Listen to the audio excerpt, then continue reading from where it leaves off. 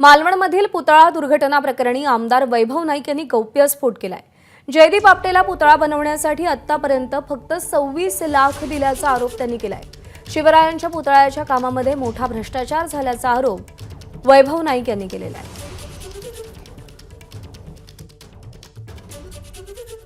पुतळ्याच्या भ्रष्टाचारानंतर अनेक गोष्टी आता हळूहळू उघड होऊ लागलेल्या आहेत। खरं तर मूर्तिकार आपटे यांना 26 लाख रुपये आतापर्यंत पोच झालेले आहेत अशी माहिती पोलिसांच्या जबाबात दिल्यानंतर या पुतळ्याच्या कामामध्ये भ्रष्टाचार आहेच, परंतु त्याच्यापेक्षा सिंधुदुर्ग जिल्हा नियोजनमधून जवळजवळ 5.5 कोटी रुपये नरेंद्र मोदी यांच्या हे उपस्थित असलेल्या नौसेना दिनासाठी जिल्हा नियोजनमधून खर्च करण्यात आले।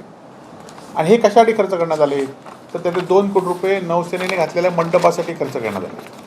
खरं तर आमच्या माहितीप्रमाणे ह्याचे डबल पैसे म्हणजे इथनं पण पैसे खर्च झालेत आणि नौसेनेकडनं सुद्धा खर्च झाले आहेत। कारण आता ज्याप्रमाणे नौसेना कुठल्याच विषयावर काही बोलत नाही आहे, आपण की पुतळ्याचा सुद्धा खर्च जर आम्ही 22 लाख रुपये 26 लाख रुपये आमचा आरोप आहे तर नौसेनेने स्पष्टीकरण केलं पाहिजे की आम्ही एवढे पैसे दिले। तसंच आता हे 5.5 कोटी रुपये नौसेनेच्या कार्यक्रमासाठी जिल्हा नियोजनमधून खर्च करण्यात आलेले आहेत आणि आमचं असं म्हणणं आहे की हे 5.5 कोटी रुपये नौसेनेने आपल्या कार्यक्रमासाठी, कारण प्रत्येक नौसेनेचा कार्यक्रम असतो ते प्रत्येक ठिकाणी सेनेचा कार्यक्रम असतो तर सेनाच खर्च करते, परंतु या ठिकाणी हे 5.5 कोटी रुपयेचा मोठ्या प्रमाणात भ्रष्टाचार झालेला आहे।